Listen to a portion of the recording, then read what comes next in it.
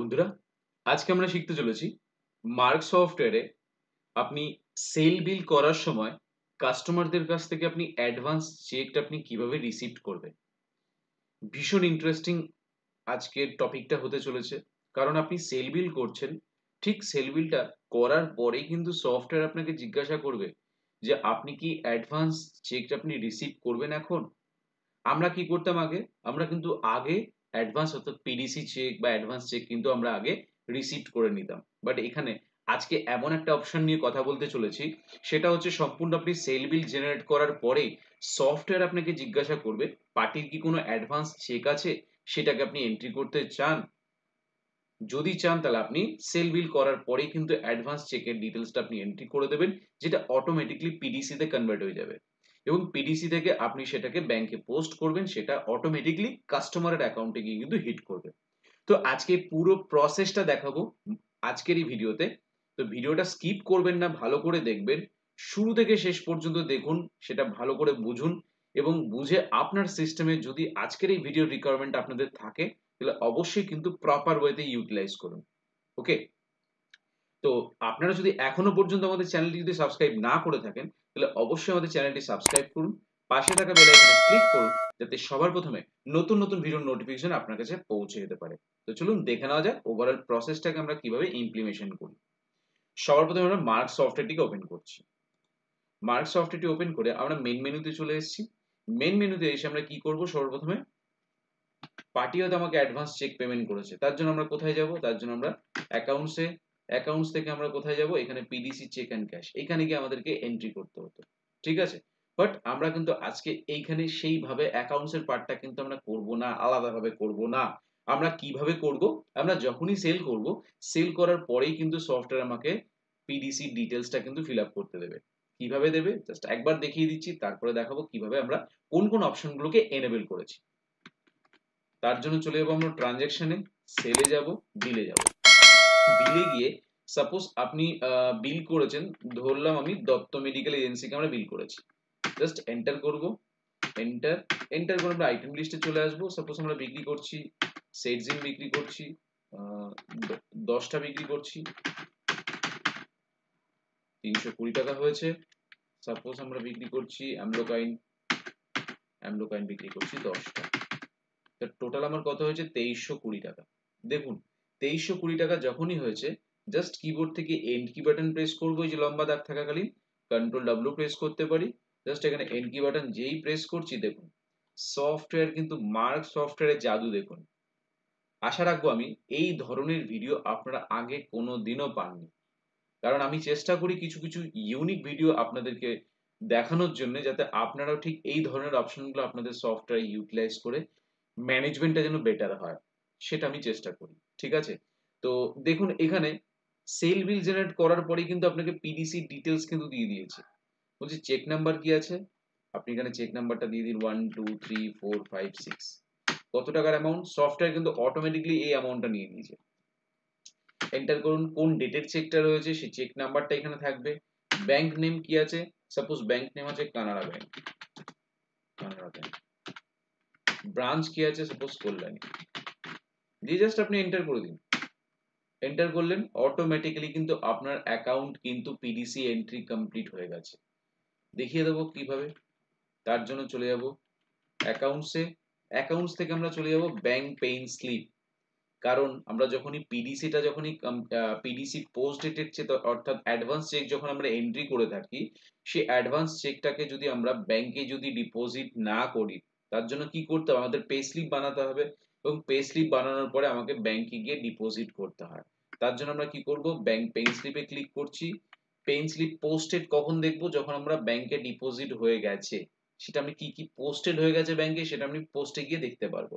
এবং bank pain slip যখন আমি জেনারেট করছি, এন্টার করছি কোন ডেটের আছে, 15 তারিখ। যদি ডিপোজিট ডেট যেই ডেট থাকতো, আপনি সেই ডেটটা এখানে মেনশন করাতেন, এন্টার করতেন চেক আপ টু, মানে কোন ডেটে ডিপোজিট হচ্ছে, কোন ডেট পর্যন্ত। এন্টার করব কোন ব্যাংকে ডিপোজিট হচ্ছে, এসবিআই ব্যাংকে আপনার। এন্টার করব, দেখুন স্লিপ নাম্বার একটা জেনারেট হয়ে যাচ্ছে। এন্টার করব, এই দেখুন দত্ত মেডিকেল এজেন্সির কিন্তু আমার পে স্লিপ কিন্তু রেডি আছে। ঠিক আছে? পে স্লিপ কিন্তু আমার রেডি আছে।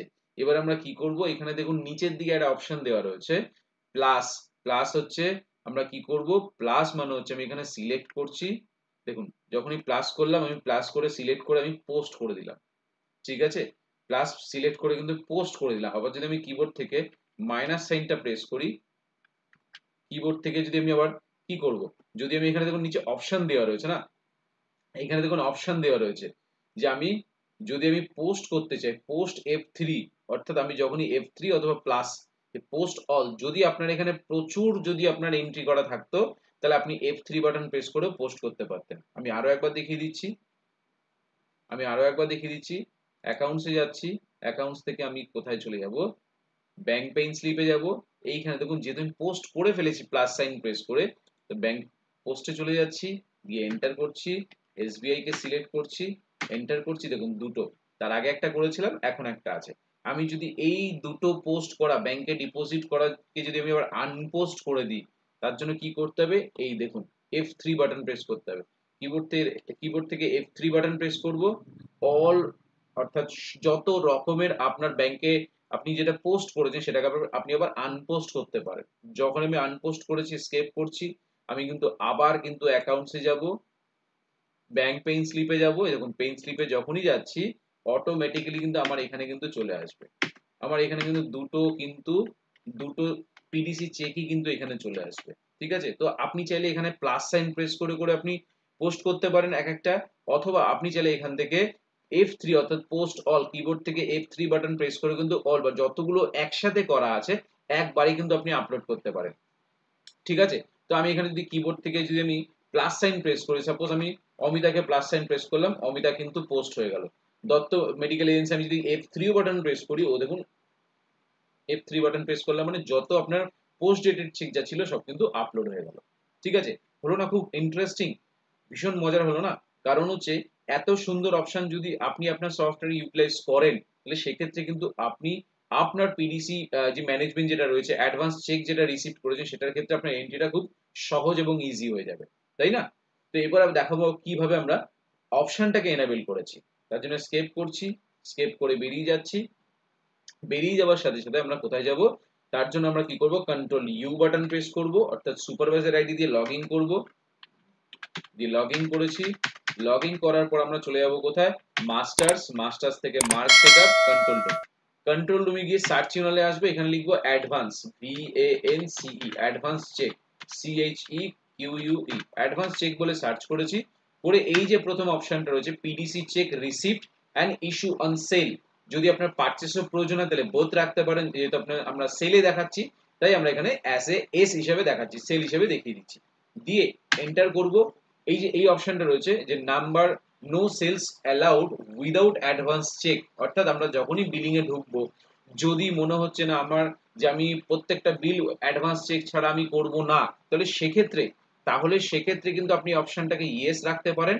যদি মনে হচ্ছে না আমার প্রত্যেকটার ক্ষেত্রে অ্যাডভান্স চেকের প্রয়োজন নেই, আমার যখন যার যেটা প্রয়োজন আছে আমি সেল বিলটা সেভ করার সাথে সাথে আমি যেন পিডিসি ম্যানেজমেন্টের ডিটেলসটা যেন পুট করতে পারি, ঠিক আছে। তো আমি এখানে যদি এন রাখি, এন রাখলে কি সুবিধা আছে, আপনাকে অবস্ট্রাক্ট করবে না, আর যদি ওয়াই রাখেন তাহলে আপনাকে কিন্তু বিল করার সাথেই কিন্তু আপনাকে অবস্ট্রাক্ট করবে, ঠিক আছে। আমি তো দুটো অপশনই দেখিয়ে দিচ্ছি, আমি প্রথমে ওয়াই দিয়ে দেখাচ্ছি, ওয়াই সিলেক্ট করেছি, দিয়ে স্কেপ করলাম, সেভ চেঞ্জেস কে ইয়েস করে দিলাম, দিয়ে আমি চলে যাব ট্রানজাকশনে, সেলে যাব, বিলে যাব, বিলে গিয়ে যে আমি দত্ত মেডিকেলকে সিলেক্ট করছি, দেখুন আগেই কিন্তু আপনাকে কি বলছে, পিডিসি চেক, অর্থাৎ পিডিসি চেক নাম্বার না দিলেও কিন্তু আপনাকে বিল করতে দেবে না, পিডিসি চেক না দিলেও কিন্তু বিল করতে দেবে না, আপনি স্কেপ করুন, বেরিয়ে যেতে হবে আপনাকে, ঠিক আছে। তো এটার ফান্ডা হচ্ছে যে যদি আপনি যে সেলস বিল করবেন উইদাউট চেক নাম্বার ছাড়া করবেন না, তাহলে সেক্ষেত্রে আপনি ওয়াই রাখলেন, তার জন্য আপনার এই সমস্যাটা ফেস করতে হবে।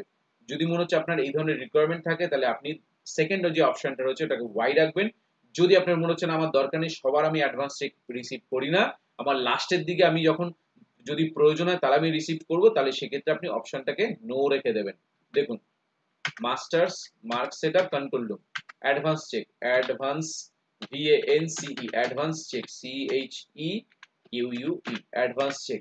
তাহলে যদি মনে হচ্ছে না আমি প্রত্যেকটা বিলের ক্ষেত্রে যাতে আমাকে ও অ্যাডভান্স চেকের যেন কোনো পপ আপ না শো করে, কারণ শো করলে তো সেখানে কি হবে, আপনাকে বাধ্যতামূলক দিতেই হবে কিছু না কিছু নাম্বার, তাহলে সেক্ষেত্রে আপনার অ্যাকাউন্টসটা ভুলভাল হতে পারে। তো সেক্ষেত্রে আপনি কিন্তু এই অপশনটাকে নো রাখবেন। যদি মনে হচ্ছে না যে আমার কোনো দরকার নেই, শুরুতে কোনো অ্যাডভান্স চেকের ডিটেলস, তাহলে আপনি নো রেখে দেবেন। যদি মনে হচ্ছে অ্যাডভান্স চেকের ডিটেলসটা আপনার শুরুতেই দরকার আছে, চেক না দিয়ে বিল করবেন না, তাহলে আপনি ওয়াই রাখবেন এই জায়গাটা। ঠিক আছে? তো আমরা এখানে এন রাখলে আমরা কি সুবিধা পাবো সেটা আরো একবার দেখিয়ে দিচ্ছি। তার জন্য আমরা চলে যাবো ট্রানজেকশনে, সেলে যাব, বিলে যাব। বিলে যখনই যাচ্ছি, দেখুন দত্তকে যেই সিলেক্ট করছি ও কিন্তু আমাকে এন্ট্রি করতে দিচ্ছে, ও কিন্তু আপনাকেও এন্ট্রি করতে দেবে। এন্ট্রি করতে দেওয়ার পর যখন আপনি কিবোর্ড থেকে এন্ড কি বাটন প্রেস করবেন, তখনই কিন্তু আপনাকে চেক ডিটেলস ফিটেলস এগুলো কিন্তু আপনাকে এন্ট্রি করতে দিচ্ছে। ঠিক আছে? দেন কি করবেন, এখানে যদি আপনি স্কেপও করেন আপনার বিল তৈরি করতে পারবেন। যদি আপনি স্কেপ করে বেরিয়ে যান, বিলটা আপনি তৈরি করতে পারবেন। ঠিক আছে? আর যদি মনে হচ্ছে আপনি আরো একবার আপনি যাবেন, আরো একবার বিল করবেন, তাহলে সেক্ষেত্রে আপনি আপনার মতন করে বিল করতেই পারেন, যাতে সফটওয়্যার কোনো অবস্ট্রাক্ট করবে না। দেখুন, যে আমি বিলটাকে এন্ড কি বাটন প্রেস করে সেভ করব, সফটওয়্যার কিন্তু তখনই আপনাকে জিজ্ঞাসা করবে যে আপনি পিডিসি রিসিভ করেছেন কিনা। যদি রিসিভ করে থাকেন এখানে আপনি দিতে পারেন, তাতে আপনার কোনো অসুবিধা হবে না। না চাইলে আপনি স্কিপ করে বেরিয়ে যেতে পারেন। ঠিক আছে? তো আশা করব আজকের এই ভিডিওর মাধ্যমে আপনাদেরকে প্রপার ভাবে বোঝাতে পেরেছি যে মার্ক সফটওয়্যারে সেল বিল জেনারেট করার পরে আপনি কিভাবে পার্টির পিডিসি চেক অর্থাৎ অ্যাডভান্স চেক আপনি কিভাবে রিসিভ করবেন, এবং সেটাকে কিভাবে আপনি ব্যাংকে পোস্ট করে আপনি আপনার অ্যাকাউন্টসটাকে কিভাবে মেনটেন করবেন। আশা করব আজকের এই ভিডিওর মাধ্যমে আপনাদেরকে প্রপার ওয়েতে বোঝাতে পেরেছি।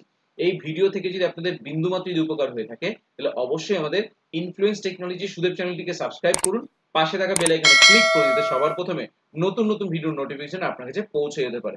তো তারপরে যদি কোনো সমস্যা থাকে বা আপনারা যদি আমাদের মাধ্যমে কোনো সার্ভিসেস নিতে চাইছেন, বা আপনারা আমাদের মাধ্যমে সফটওয়্যার পারচেজ করতে চাইছেন, তাহলে অবশ্যই কিন্তু আপনারা আমাদের সাথে যোগাযোগ করতে পারেন।